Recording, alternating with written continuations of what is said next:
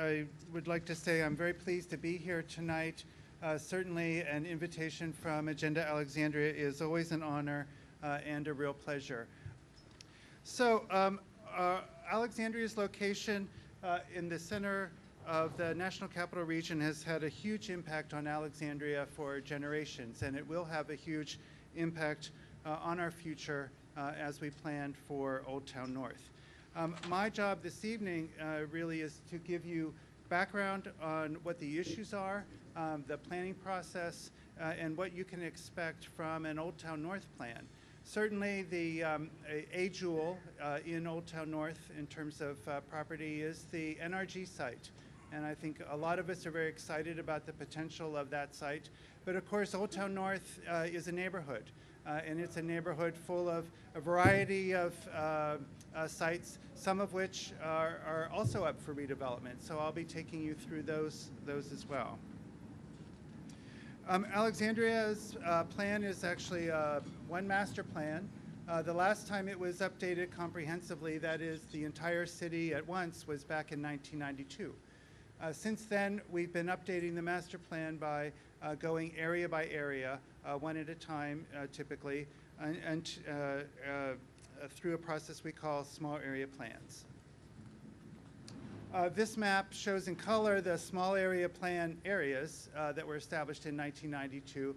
And then, as I said, we've been going sort of around the city, updating planning areas with new plans. For example, some of the recent ones are Braddock, Potomac Yard, Beauregard, Landmark Van Dorn, and of course the waterfront.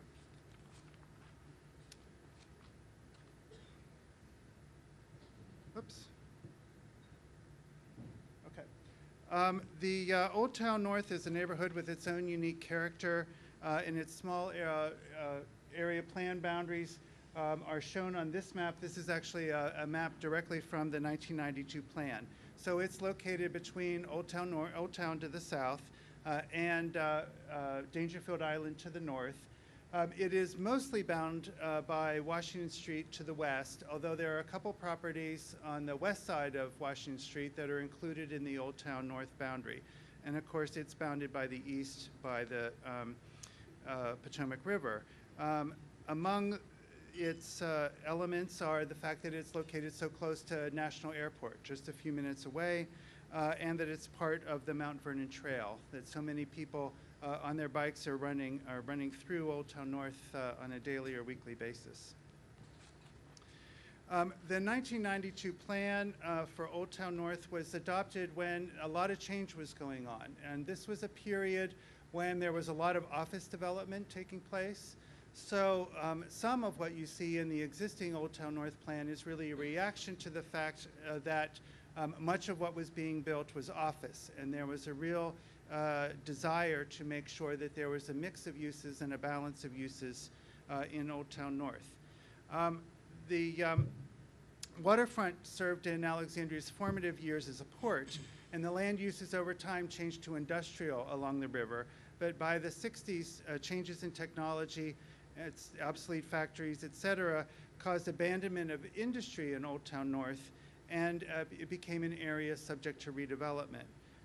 With the settlement of some title disputes with the federal government in the 1980s, a lot of office space began to be developed in the 80s and 90s. And in addition, several high-rise residential developments, as well as some lower townhouse scale development projects began to be built. These are the objectives of the 1992 plan, and you can see some of them are things that we would still consider to be important objectives today. The right mix of land uses, office, retail, hotel, et cetera. Making sure that the urban design and the character of the neighborhoods is desirable, that in some locations we have desirable active uses, things that we other parts of the neighborhood to remain quiet. At the time, there was a big emphasis on revitalizing North Washington Street and better use of open space in Old Town North. I'm going to walk through some of the redevelopment parcels that were identified in the 1992 plan. These were properties that the 92 plan had identified as having a high probability of redevelopment. Some of these have been approved and are under construction already. Some are in the middle of the approval process, and others remain to be considered by this next Old Town North plan. So I will start with those that have already been developed. There were 3 recently. That is the Harris Teeter Kingsley Apartments, the Orinoco Condominiums, and Printers Row. The Harris Teeter opened in the past year. It's a 52,000 square foot grocery store with 175 apartments above. It's located between Madison, St. Asaph, and Pitt Streets. And the Kingsley Apartments are actually, their entrance is on Madison. The Orinoco condominium is a conversion of the old sheet metal workers building, the brown brick building that you probably remember. The Orinoco opened last year. It is nearly sold out. There is 1 condominium remaining, so those of you that were interested and thought maybe you had missed your chance, you still can move in there.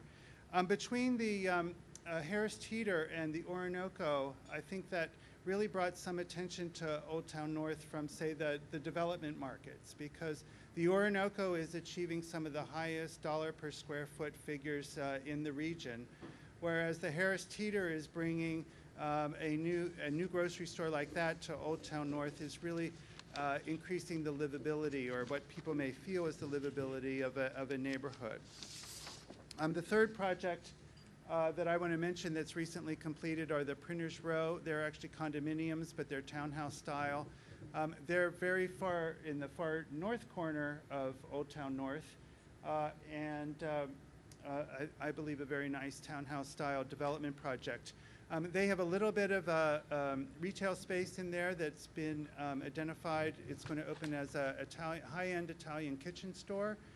It's really the only, Snidero is the name of it, and it's their only location in the Washington region. So some of the projects that have already been approved in Old Town North but are either under construction or getting started include the Travelodge site, which is on Washington Street. The health department, old health department building, which is on St. Asaph, and then the cotton factory, which is also on Washington Street. I'm just going to skip right to the picture of the Travelodge site. I think you all recognize the Travelodge that's on Washington. Below is a rendering of the residential development project that was approved last year by the Council and Planning Commission. It contains 31 residential units and about 6,300 square feet of retail, with parking provided through the back alley in a underground garage. The old health department building is primarily, it's almost a restoration and an adaptive reuse. It will be adding 9 townhouses in the health department building itself, and then another 7 townhouses on a city-owned parking lot around the corner. The city-owned property was sold to the highest bidder, and then the developer went through the approval process, and that was approved just over a year ago.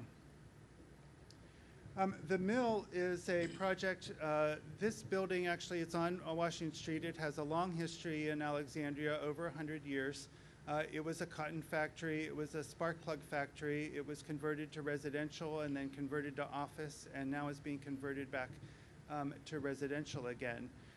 The main thing that that went for approval earlier this year was actually the addition that you can see in the lower picture on the left.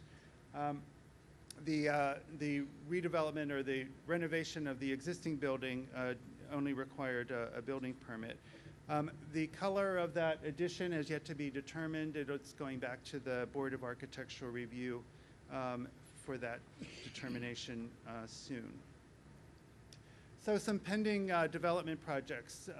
The boundary of Old Town North comes down to Orinoco Street, as I mentioned. So Robinson Terminal North on the waterfront is included within the Old Town North's boundaries.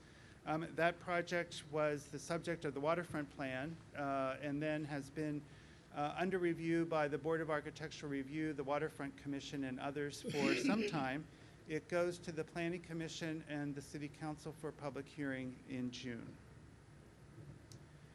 And you can see at the bottom part of the picture, the square is just a little off kilter, but is where Robinson Terminal North is.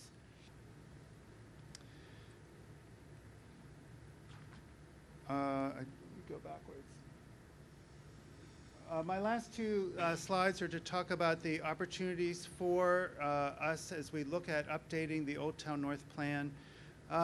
In addition to setting, the most important thing is for us to work with the community to set a vision for what the community would like to see in the future. The residents, the landowners, everyone with a stake in the future of Old Town North coming together and setting a clear vision for what they'd like to see. That will help guide us as redevelopment proposals are made and we can evaluate those proposals against what the vision of the community set. Leveraging today's market trends, we go through different market cycles every couple of years, every 20 years or so. As I said at the outset, when they did the 92 plan, the concern was that office would overtake Old Town North. Today, the market is really for residential. And the idea is, assuming that that's a goal or a vision that's adopted by the community, is making sure that we achieve and maintain a balance. Other things that are important are the open space requirements. There's environmental issues that we're going to need to address. Everybody likes to talk about the fact that there's a railroad spur that was serving both the NRG plant and Robinson Terminal North, and what should we do with that, as well as the policies and plans that the city has put into place since the 1992 plan was adopted. For example, our green building policy, our affordable housing policy, et cetera. And those are listed on this slide. A lot of things that the city has been doing since 1992 that guide our planning and future growth, including our open space policies, our job housing balance principles, some other things. One of the ones I wanted to highlight is the 5-minute living principle, and that is something actually that DC Council member Tommy Wells came up with as an idea that one measure of success of a community is if you can accomplish your daily activities, your daily needs within a 5-minute walk. And that might be a goal that we might apply in the Old Town North area.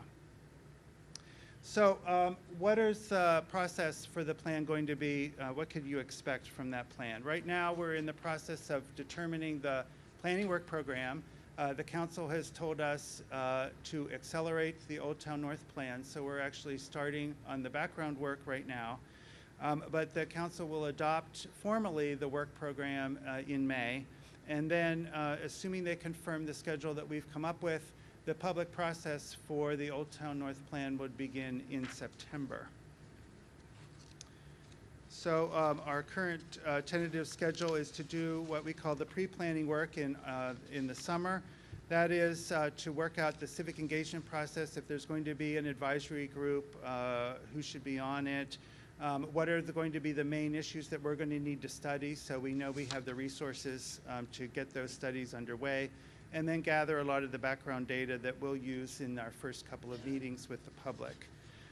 Starting in September and going through the fall and winter of the next year, basically another 12 months, is working with the community members, all that would like to be involved in developing the plan for the future. And then finally, the approval process, the formal approval process, is a couple months long of hearings, public meetings, and then hopefully approval. Finally, I just want to touch on what our planning process typically involves. It's really 4 stages, including the first part, which is information gathering and analysis, working with members of the community. What are the issues that the community feels are important? What is their ideas of what the future of this area should be?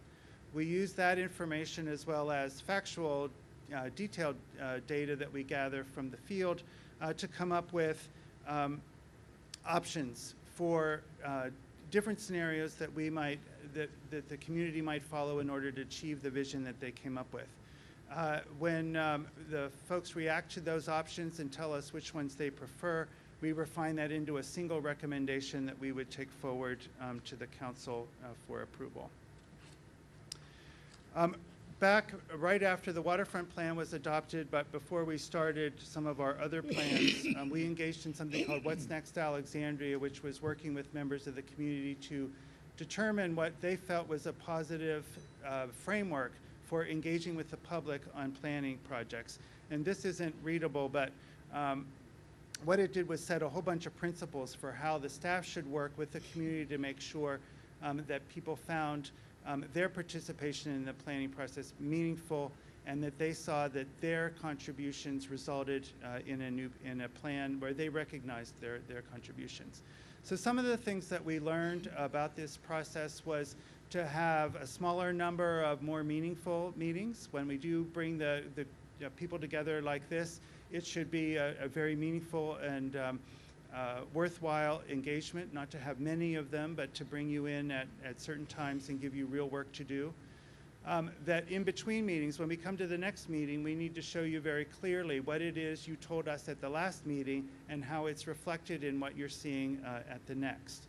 We need to give people opportunities other than coming out at a public meeting for input. So we have to have regular either online engagement activities or going to things like farmers markets with a booth, so that people that don't ordinarily participate in the planning process have a chance to weigh in. Another thing we learned, I referenced it a few minutes ago, which was providing options. That it's very important part of the process, if you're engaged as a member of the community, we've been told, to have a set of clear options that you can pick from. This gives you a real sense of being able to say, okay, this is something that I do like, this is something that I don't like. It helps you give us a clearer direction.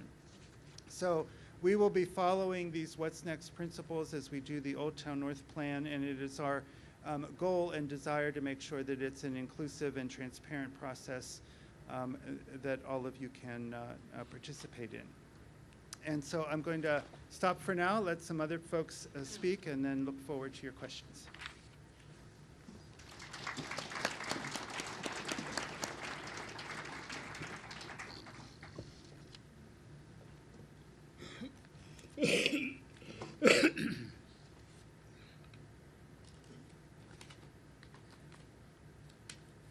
Well, thank you for coming out tonight, and we appreciate the board setting this program tonight, because it is a very important topic for those of us who live in North Old Town.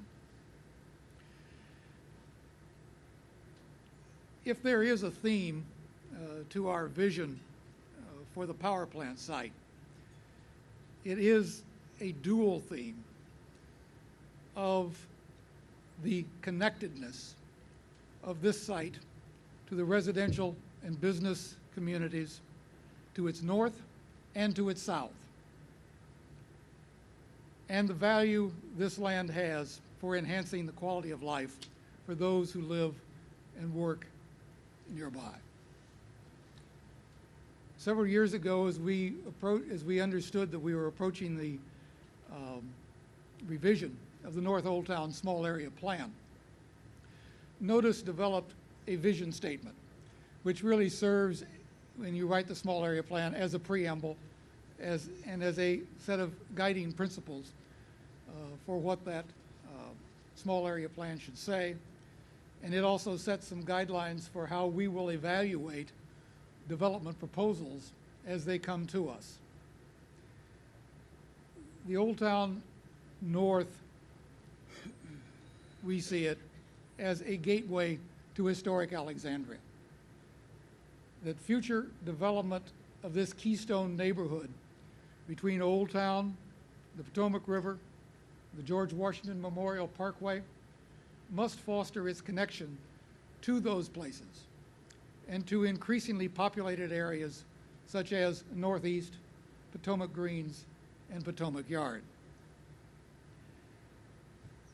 The critical factors that we will use in evaluating the future uses of this extraordinary location along the north waterfront include the following, and we have 5 major themes. The first is creating a sense of place with innovative architecture, design, and open spaces. And by that we mean that the building matrix should form a coherent tapestry rather than a disconnected and uncoordinated array. That all new buildings should reflect superior architectural design and be constructed with environmentally friendly materials, designs, and equipment. The structures should not create a canyon-like appearance, such as that created by stilt buildings or tall buildings with surface parking lots. That there should be open spaces that create focal points for the community and include a focal point within each of the open spaces. And the space should be designed for the Old Town North residents and businesses and create a sense of place to which people want to come. The second factor, maintaining water views and public access to maritime uses. And this factor of the 5, relates most closely to the power plant site. The power plant site should make full use of the waterfront in regard to its design, activities, and view. This is 25 acres sitting directly on the river. It is a unique open space, and it should certainly exploit that uniqueness. The shoreline should be hospitable to individual activities as well as small watercraft.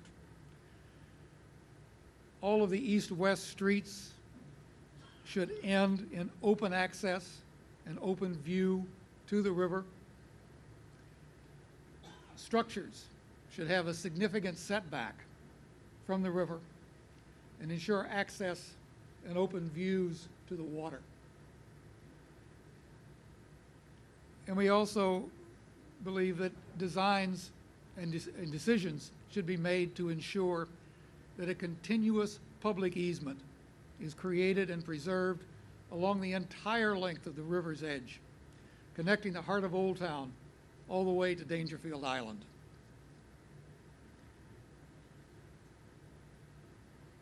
The third principal point, respecting the existing residential neighborhoods. As Carl mentioned, some years ago it was thought that office would overtake. All of the new development and new construction since then has been focused on residential. And while it's still a mixed use area, but there are substantial existing residential areas. And we believe that the primary purpose of any future development should be to enhance the life of the people who live and work in North Old Town. That design of new development for mixed use should keep the area alive and active, both at night and on weekends. We do not want a lot of dead area that people leave at 5 o'clock and forget about. The new structures should be compatible with the existing structures in both scale and architecture. The new businesses and retail establishments should be compatible with the existing businesses and residents in Old Town North in both building design, business function, and provide services that are needed by the residents. This, I think, gets back to Tommy Wells and his 5-minute rule. Residential units should be priced to provide opportunities for a wide range of people to live in the area. Residences now in the North Old Town area price range from somewhere around $300,000 up to the more recent Orinoco that's breaking $4 million. we need to make sure we keep a diversity within our community. The fourth concept was that the development should contribute to the cultural milieu that is hospitable to museum and performance spaces, and that also serve as community meeting spaces, where the spaces will afford activity, but not necessarily require activity. The designs incorporate sites for both indoor and outdoor activities, and both formal and informal a community meeting space. Right now, one of the greatest lacks in Old Town is that community meeting space. Many of the condominium units, communities where, like the one where I live, has no community meeting space built into it.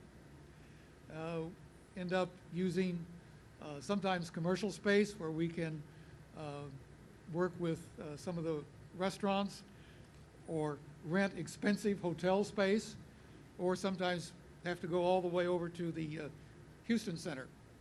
So community meeting space would be an important aspect of any development. And the activities should include and could include performing arts, museums, libraries, restaurants and cafes, as well as the public meeting spaces. The fifth point, preserving walkability and accessibility through multiple transportation modes without creating congestion. Structure and design should promote activities that bring people to the area at all times of the day and on weekends, that are enjoyed by a wide variety of people and produce as well a sense of safety while they're there, but that do not attract such large volumes of people and vehicular traffic that it simply adds to congestion. And that any future development must include the planning for public transportation and enhanced use of existing access routes and infrastructure, including the old train tracks that Carl mentioned that are there. The expansion of possibly of Old Town trolley routes, and improved access to present and future metro stations. One of the bottlenecks up there in North Old Town is where Slater's Lane comes into the George Washington Parkway, one of the most dangerous intersections in North Old Town. And part of the development process that will have to happen there is that intersection is going to have to be completely re-engineered. It can't handle the traffic that it has now, and future development must take that into account. Last summer, we conducted a survey. We developed a survey to ask our residents what they wanted to see in the development of North Old Town. I put out on the resource table, I think it's been distributed on the tables, the results of one of the questions to that survey. We put the survey up on SurveyMonkey. It's admittedly not a scientific sample, but we got well over 400 responses to our inquiry, and so we're fairly confident we got a pretty good sample of what our residents think. And we asked them, which of the following would you like to see on the power plant site? A little over a third said that they wanted a specially designed waterfront park and open space. Over 50% said a smaller waterfront park, but also allowing a mix of residential and commercial development set back from the river. From these two responses, you see that we have some 90% saying some form of substantial, meaningful open space in this area, but also a number saying allowing for mixed use of both residential and commercial setback from the river. The other options that we offered of commercial development, traditional residential single-family homes, townhouses, garnered almost no support from the community. This finding is, we think, consistent with what we had developed in our vision statement 2 years ago, and it is the best expression that we have of the feelings of our residents in North Old Town, of what they are expecting and want from this power plant. And we certainly look forward to working with Carl and all members of our community as we develop the new and revised small area plan over the next couple of years. So our vision of the power plant site is part of the vision for all of North Old Town. It's a vision that exploits the unique characteristics of this property and its connection to the Potomac River, as well as its unique positioning between the historic Old Town as well as the growing part of Alexandria up to the north. It's a vision that looks to reclaim this site for enhancing the life of all who live and work in and near North Old Town. Thank you.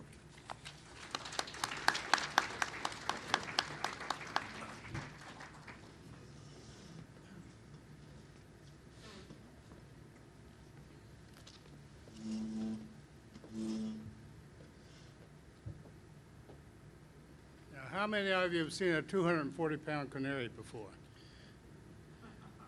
That's me, Robert Hull. Since about 2002 on up, that's what I was.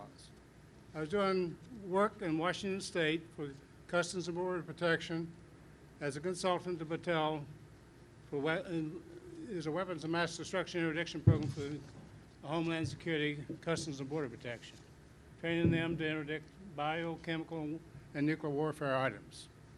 Well, one of the nice things about that, it taught me how to be a good canary. I'd fly out on Sunday afternoon to Tri-Cities in the Columbia River Valley, Washington State, near the old nuclear site called Hanford. We present a program. I'd fly home on Friday to be with my family, my grandchildren, and all that. Well, you know, I noticed I was having bronchitis when I got home and got up on my balcony overlooking this power plant. Within 30 minutes, I had to leave the balcony. I go back to Washington State, my lungs would clear up. Kept happening over and over. Studies came out. The pollutants, guess what? 70-some, 80-some pounds of mercury going into the environment out of that power plant. 400, 600 pounds of coal. Now, there's residual stuff that comes from coal, isn't it? What comes off of coal? Sulfur dioxide, ash. What's in the ash? Where's that mercury go? That's 70, 80 pounds of mercury a year it was going in. Is it still in the ground? I'd like to see a test that proves it's not, because that's a big area.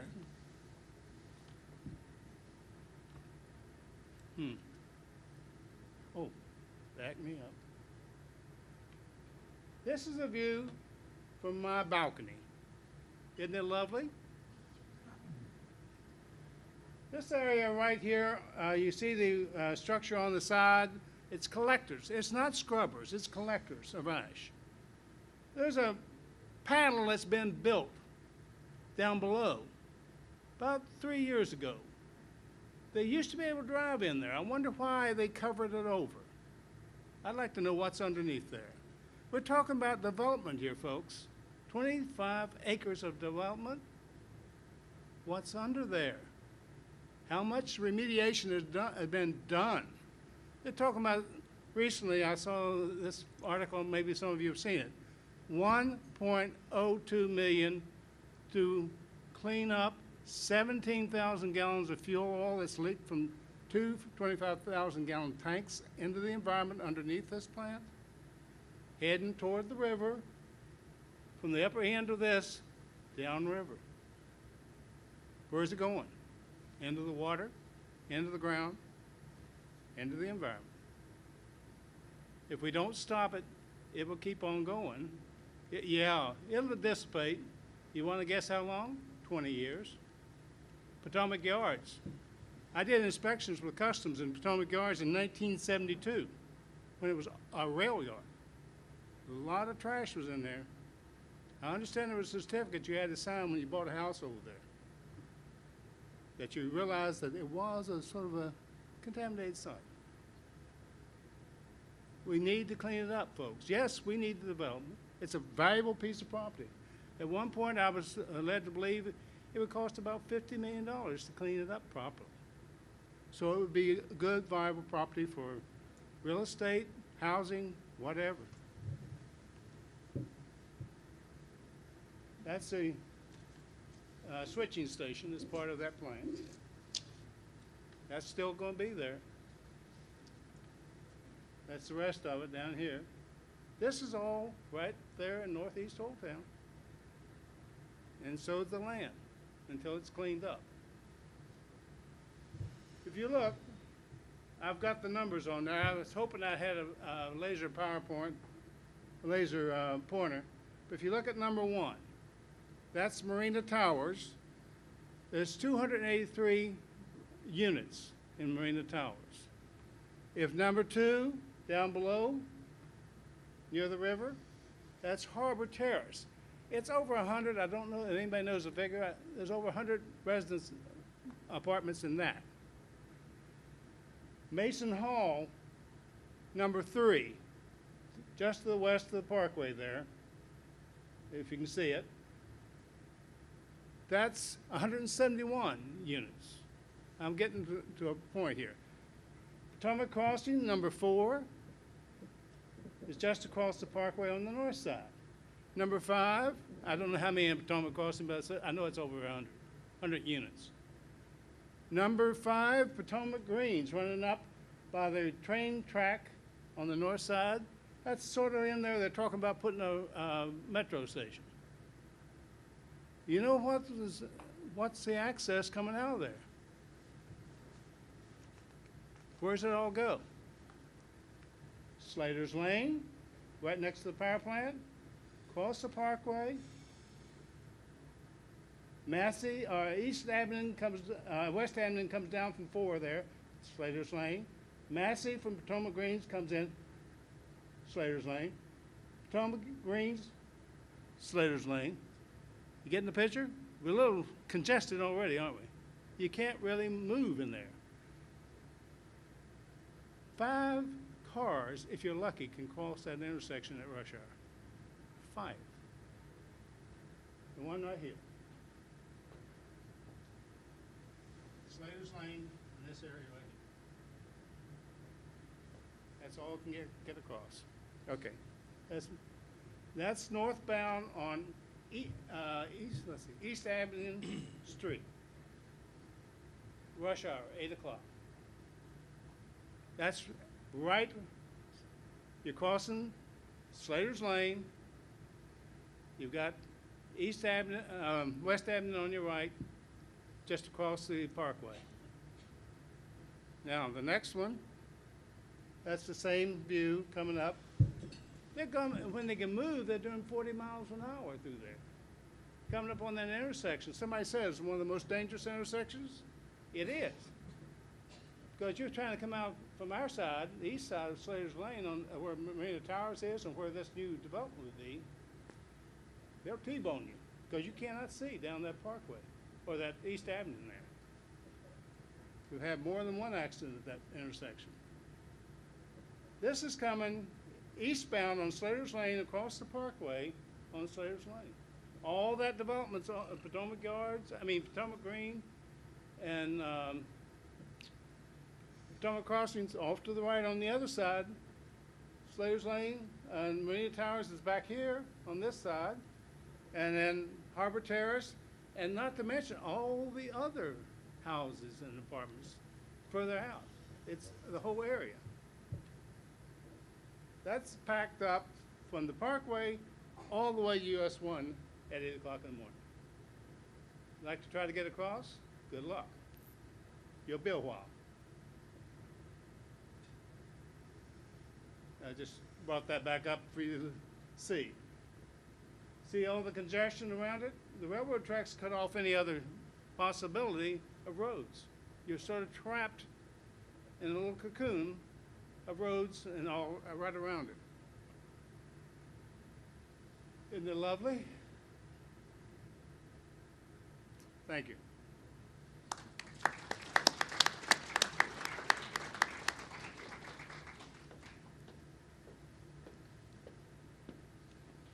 Good evening. So how do I follow that? The big bad developer. What does the big what does the big bad developer say that should be developed on this site?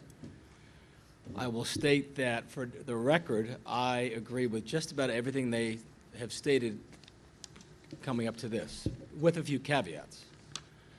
In the real estate world, water is gold, and that's what you have. You've got 25 acres of waterfront development. But you have to understand that you are a remote site that is 1.5 miles from downtown Old Town, right? The core of Old Town is King Street. And you don't want to compete with that, you want to complement it. You've got a residential neighborhood in which you've had an industrial site that people want to get rid of, and I would too. So in real estate, you've got six uses. You got hospitality, you got retail, you got residential, you got office, and entertainment. So let's eliminate a couple of them so that we can deal with what is potential. I think industrial is off the table. I think everyone understands why.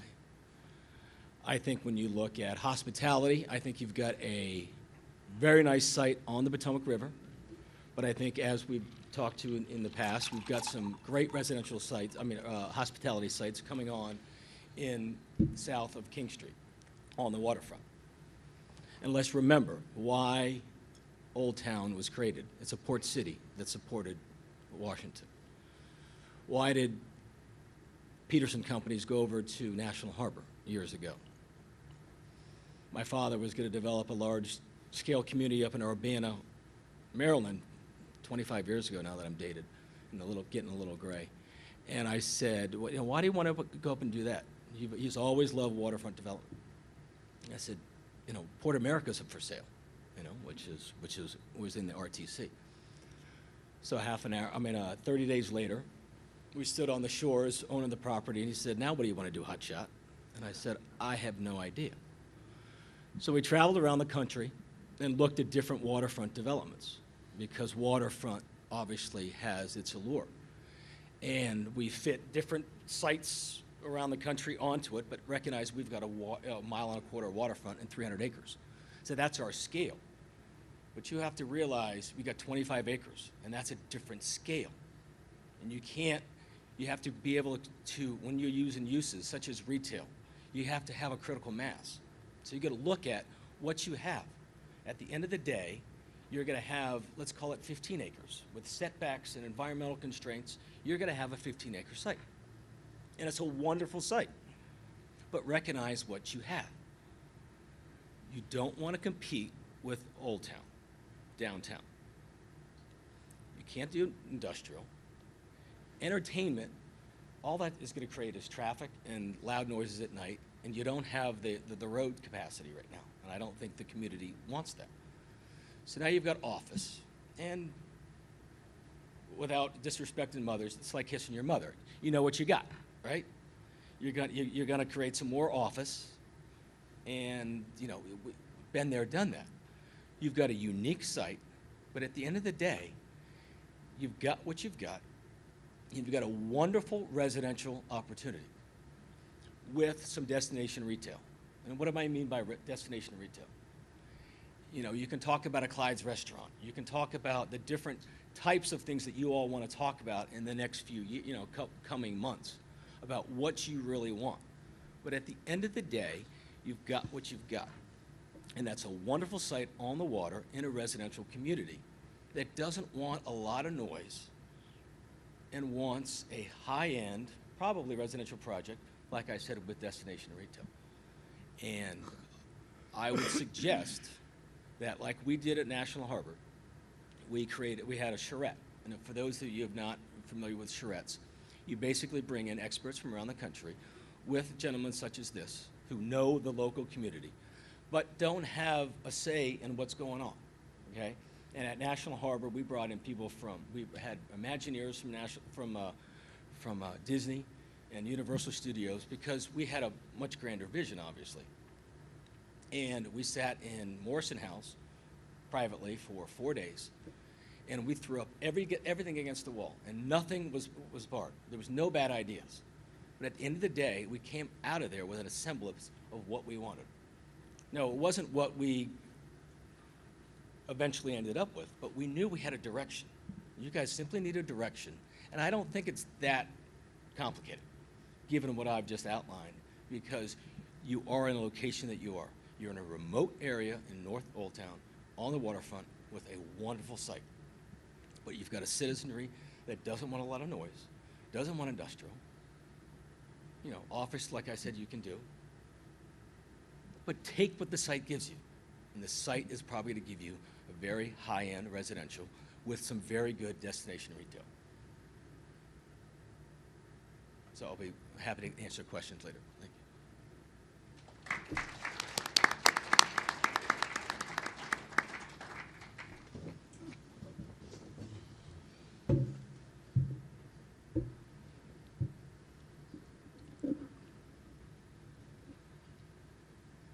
Good evening.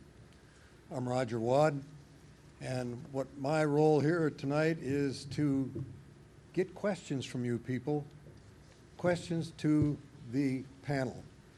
And on your tables, of course, you've seen these colored pages, little note papers, as it were. And if you could write a question on those, and be careful to make sure it's quite legible and easy to read, then we will collect those from the tables and bring them up here, and then I will, and with the assistance of two other board members, they will select the questions and hand them up to me, and then I will address them to the panelists on my left up here. So, I see we already have some.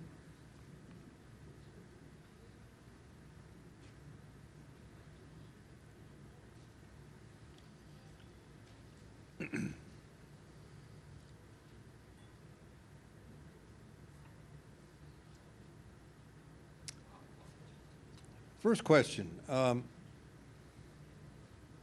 are there any affordable housing plans in the works in thinking about the redevelopment of that 25-acre site? And I suppose Carl Moritz? I'm happy to start. Yeah. There's really no, it's a blank slate right now, what happens on that site.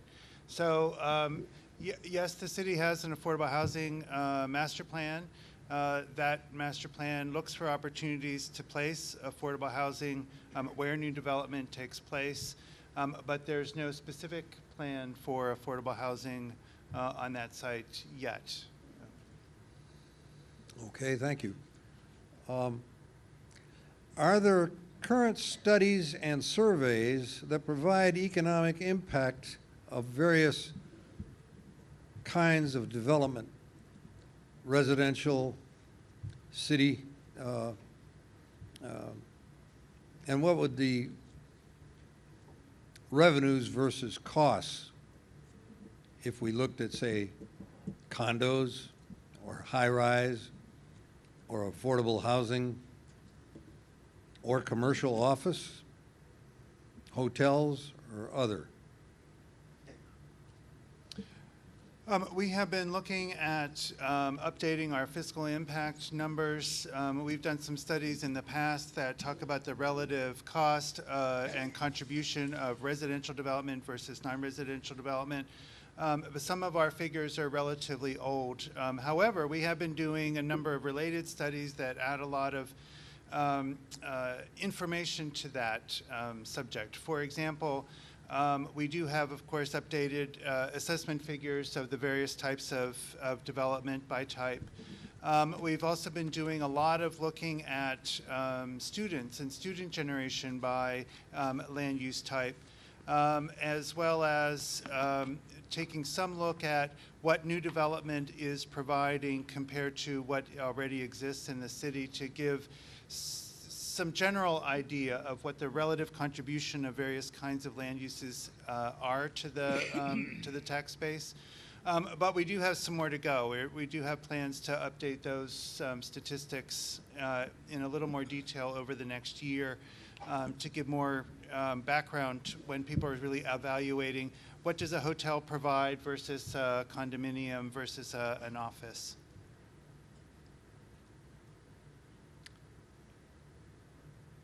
This question is for Mr. Peterson. Like National Harbor, this site is a waterfront site close to Washington and to Old Town. Might this be a site for a National Harbor West? You don't want it. All right.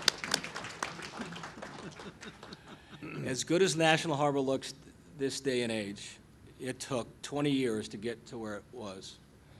And you get to all go over there and park in the garages, go to the restaurants at all, and come home. But the traffic is abysmal. So when you talk about, when I talked about earlier about doing an entertainment venue, your local roads can't handle the traffic. And the citizens don't want to put up with that late night noise. So from an entertainment standpoint, that's what National Harbor is. And National Harbor is a little city that we've created. But at the same time, it is a city that is under constant turmoil on a day-to-day basis. And North Old Town does not want that type of use.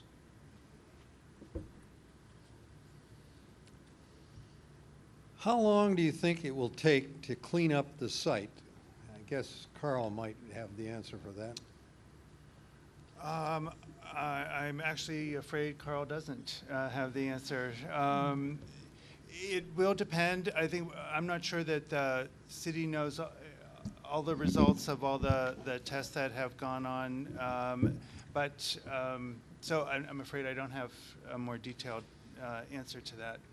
The one figure that we do have was from the study that NRG and VDEQ have done on the oil spill that's underneath the building now, and they're talking about 4 years for that to take place. So that's the only number we have at this point. Okay.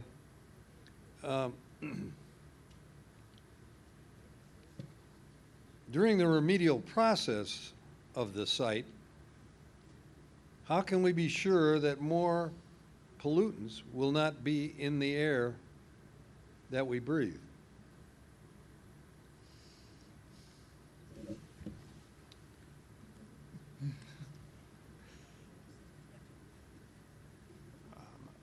I don't Well- have to touch that one.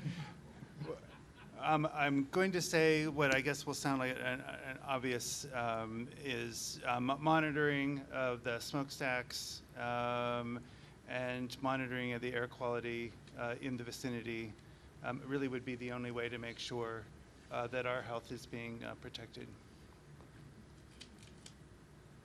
I'd like to say something on that if I may.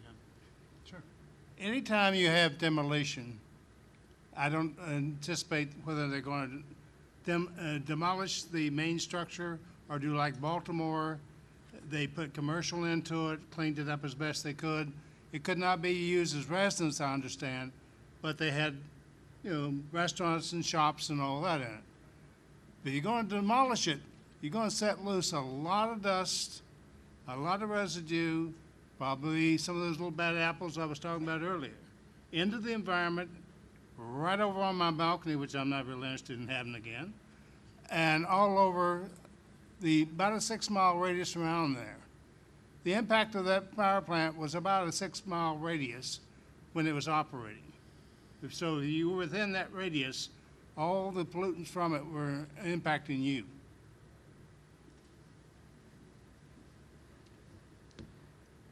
What are the options for high-end retail?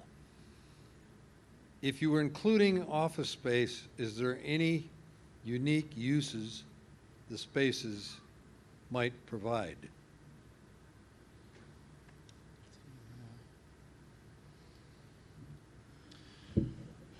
As I stated earlier, I think obviously obvious office is a viable use, and always will be on the waterfront, and you can get your $45 rents. I don't think that's the highest and best use for this property.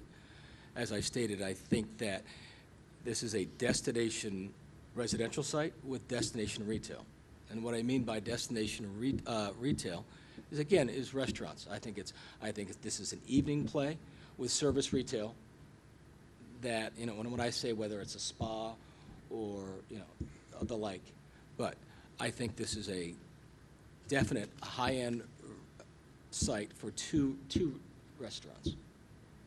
But again, the layout. I mean, do you have 50,000 feet of retail? You need a critical mass. When it comes to retail, you need a critical mass. Okay, and North Old Town is under retail. So what my leasing agents guys could come in and say that can bring in, you can definitely bring in the service retail. You know, whether is that a small grocer? No, you've got Harris Teeter down the street.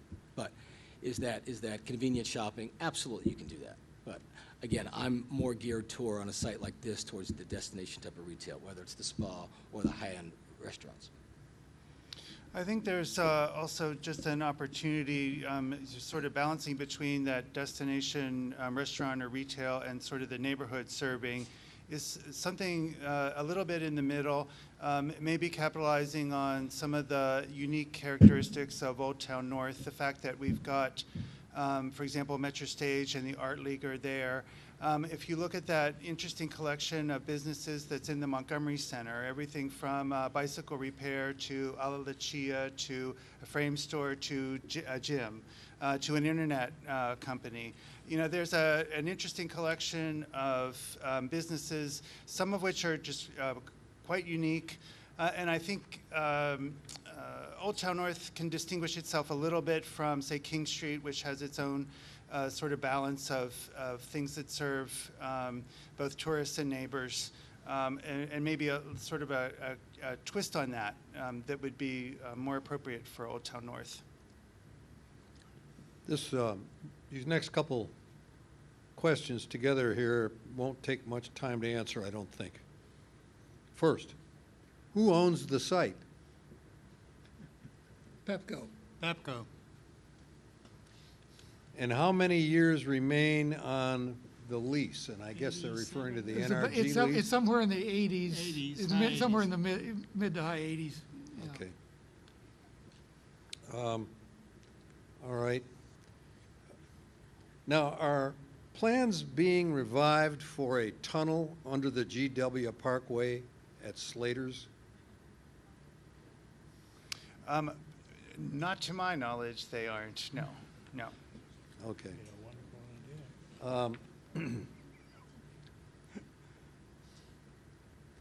This is for Mr. Hull.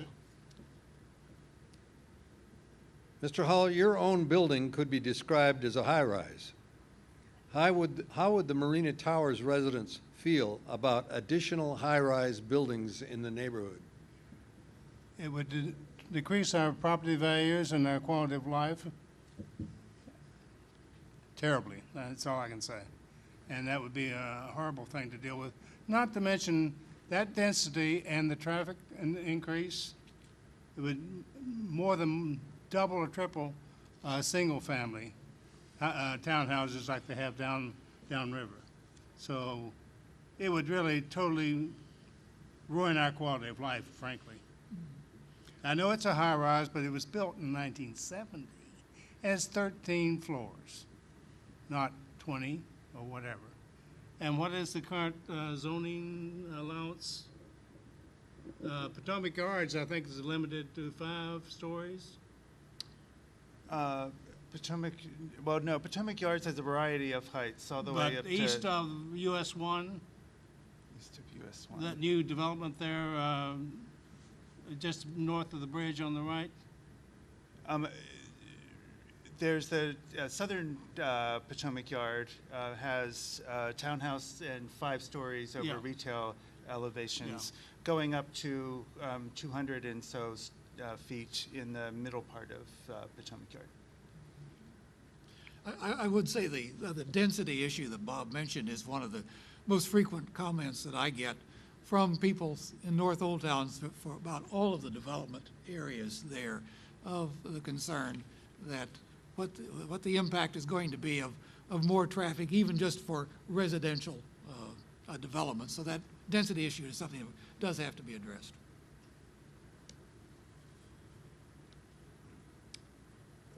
What would the city consider a cultural district, or would the city consider a cultural district in North Old Town? If yes, what would it need to make a commitment to creating this? Well, there are a couple of, I guess, ways to think about a cultural district. One of them is simply an area where we are encouraging, in some ways, a variety of cultural activities to take place. And those encouragements can often, around the country, take the form of tax breaks for cultural amenities. That may or may not be something we want to try in Old Town North if creating a cultural center is what we want to achieve. There may be other opportunities as well. I think culture is part of Old Town North's identity, and expanding on that is something that I feel, and we'll be talking to residents, I feel would be a welcome addition to the neighborhood, to build upon that. So it may well be something that we talk about, as we often do when we look at small area plans. We have that list of things that the community wants, and we recognize that some of that can come with new development, some of which could be paid for through other means. And we use the small area plan process to figure out, well, how are we going to get the resources together to get the things that the community wants? Now, I think up in Old Town North, there's a variety of things that are on that wish list. They include the parks that Tom talked about. They may very well include a variety of arts type facilities as well. We also have environmental concerns that need to be addressed. Some part of our sewer system is still combined in that neighborhood, and that's an expensive thing to remediate. So there's a variety of things we're going to want to fix, the traffic to the extent that we can, whether it's through roadway improvements or through transit. But so there is a nice little wish list already started. But to go back to the original question, I do think arts and culture could be a really important part of a future Old Town North, and we can use the small area planning process to help leverage the value that's being created by new zoning to help make that happen.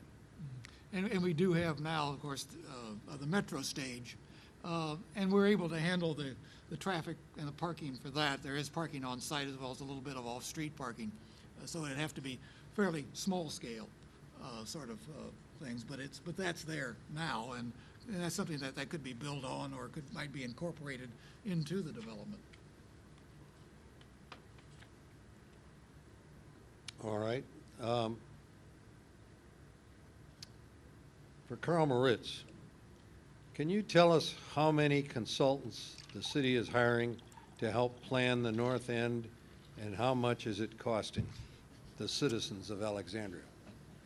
Well, I will be able to tell you, and I will be happy to tell you, but we are, as I mentioned, very much in the early stages of the planning process. So we will be, and we are evaluating what kinds of technical questions we're going to need help answering. And when we bring in consultants, that's really the reason that they exist, is that there are questions that the community has for us that we do not have the in-house expertise to answer, whether it is those detailed traffic studies that will help address Slater's Lane and other things, whether it is environmental issues and how long it's going to take or what means are going to be necessary to help fix them, or assistance in figuring out what the future market is going to be for residential or office or some of the other land uses that we're talking about. So those are three categories of consultants that we typically end up bringing on in order to help us with the planning process.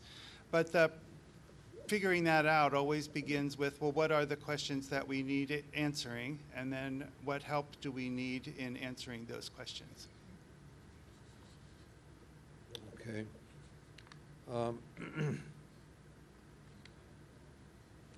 If the site were limited to residential, how many new residents might it attract?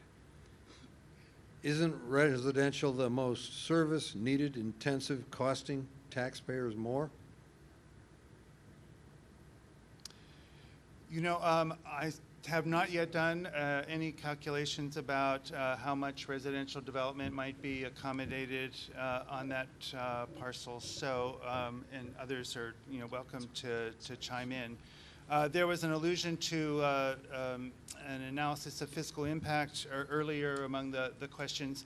It does, to some degree, depend on the kind of housing that we plan. We've done some detailed analyses of which housing types contribute the most to the tax base and which are more costly. It tends to be the older housing units that are generating, for example, the most students, both the older single-family detached housing units all throughout the city, as well as some of the older garden apartments where a lot of the lower income families are raising kids. So those can be housing unit types that generate more demand for services than others.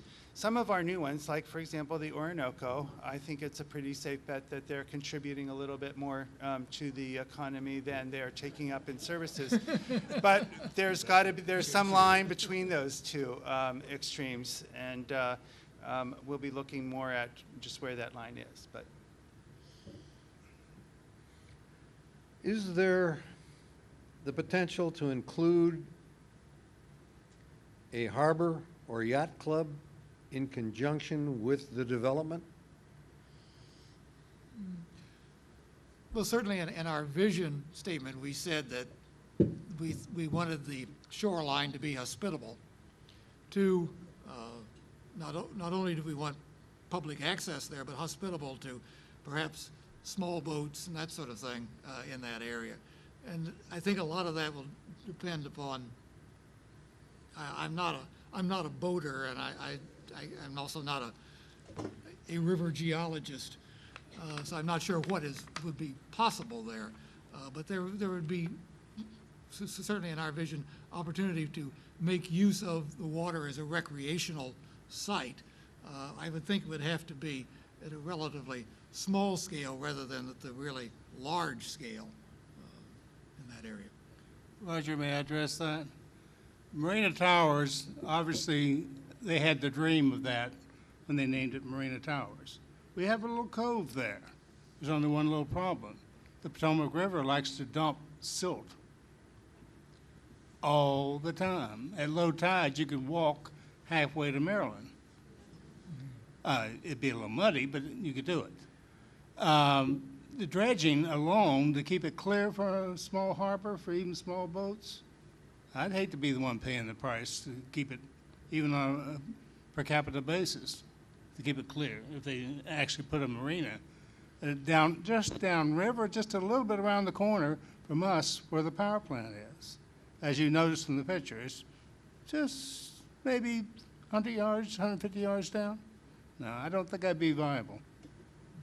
And besides, it belongs to Maryland. You got to convince them it's okay. Some of our neighbors around the Orinoco Bay Park area were quite concerned when some of the plans came up in the north waterfront about what might be put there in terms of a water recreation, and we're very much concerned of the traffic and that sort of thing that having that as a destination for water activity might bring. So that was something that have to be very carefully studied and understood what the impact of that you were bringing if you did have that kind of development. It sounds as if the planning process for North Old Town keeps getting pushed back year after year. Is it on for good this coming year? Well, it did get pushed back for approximately 18 months. It had been on the schedule to start a little over a year ago, or a little over a year ago. And it was actually competing, if to use that term, with the Eisenhower West Small Area Plan. Now, the history of that particular plan was that it had been pushed back probably a good 10 years, and it had gone through several cycles where we kept saying, well, no, there's this other plan that's more important. And then last year, or a year and a half ago, Council said, look, we really think we've made a commitment to the Eisenhower West area. We think there's some real possibilities out there, and we think that it's time that we kept our promise to do a plan for the Eisenhower West area, and so they put that on our work schedule. So councils, I think, signaled very strongly that they're serious about the Old Town North keeping to the schedule. When we last met with them, they asked us to accelerate it, which is a very good signal that they're interested in having this happen as soon as possible.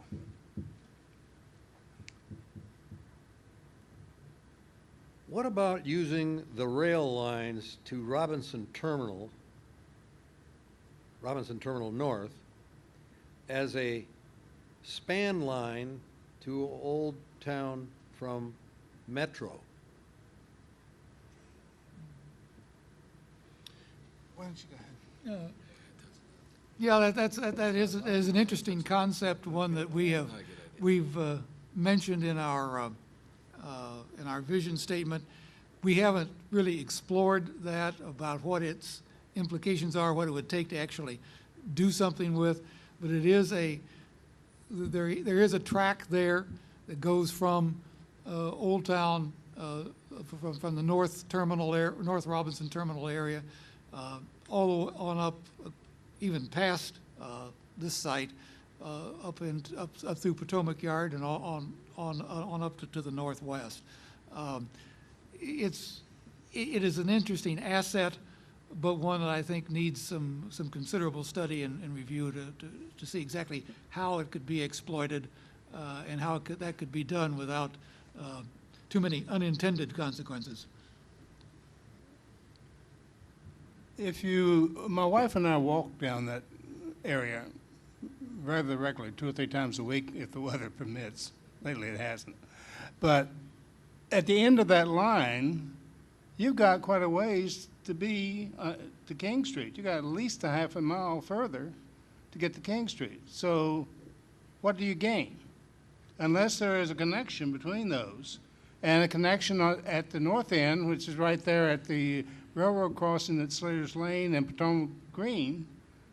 That's where it ends. It connects to the main line, right next to those 2 points. What do you gain from that? Unless it goes to a metro, that you don't have a viable communication link. I mean, transportation link.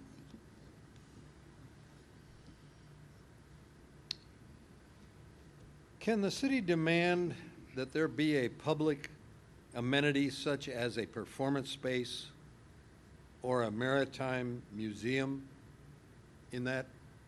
on that site? Well, I guess demand is maybe not the word that I would use, but every new development, particularly every new small area plan, as I said, we come up with a list through talking with the community about what it is that they truly value. New development does have impacts on neighborhoods, and it is within the city's right to ask development to mitigate those impacts by providing amenities and services, et cetera. If it were among the top priorities of the community to get those items, that would be something that we would try to use that process to get. But so, yes, there's a possibility of that, sure.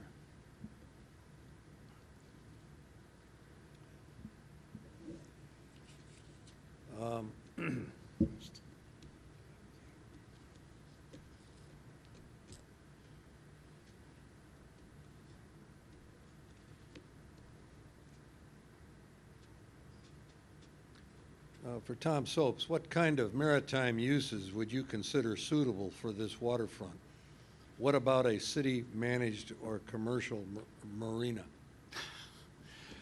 Well, as I think I addressed this question somewhat earlier, in that we're talking about making sure that the area is suitable for some kind of water recreational activity. But I think it has to be at a fairly small scale, but nevertheless be there. As to whether or not it's commercially viable, again, I don't have an answer for that.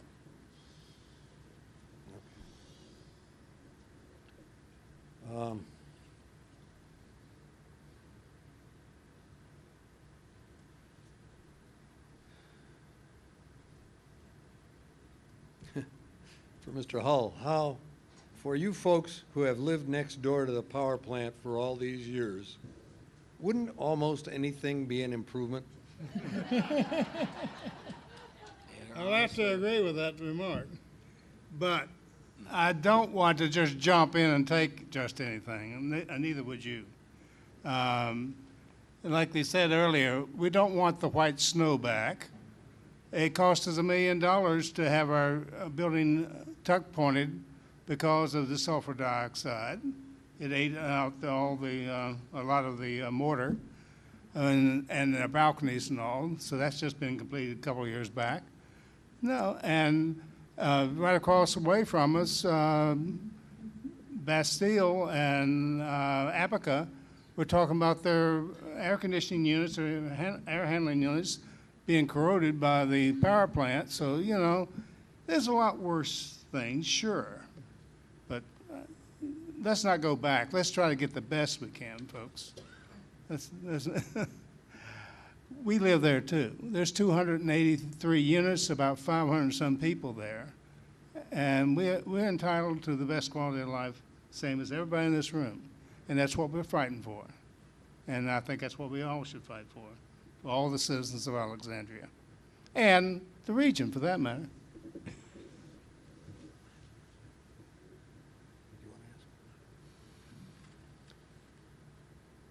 With the limited street grid here in that area, no nearby metro station, and no limited access highways except the Parkway, how concerned should we be about whether the transportation infrastructure can support any significant new development here?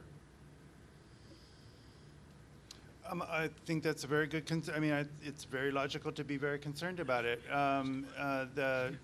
My fellow panelists pointed out what they live with every day.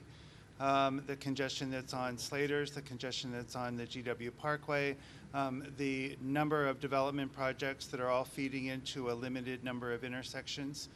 To some degree, even though it'll be a bit limited, the expansion of the grid does provide us with a bit of an opportunity to help rationalize some of it. I think a big part of whatever we do is going to have to be in the realm of public transportation. While some of Old Town North is a bit of a hike from the Braddock Metro Station, other parts of it are relatively close.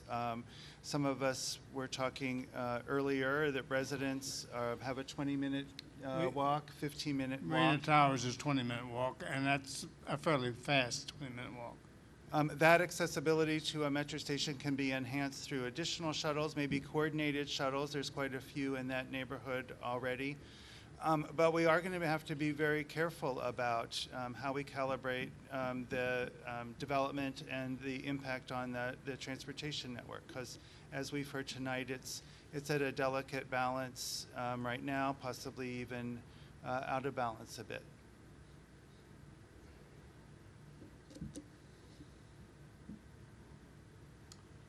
All right. I think in the interest of time and your comfort, that will be our last question. Thank you very much.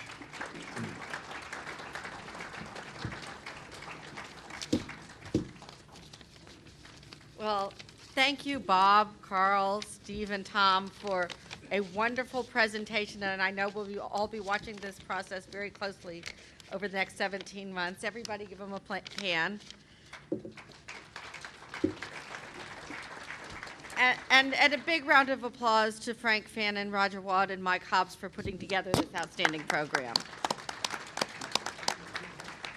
Just a reminder, if you know of others who are interested in this topic, they can watch Monday and Saturday nights at 9 p.m. and Wednesday morning at 10 a.m. You know, during the discussion today of what's happening in North Old Town, we heard about some of the hotel development in that area.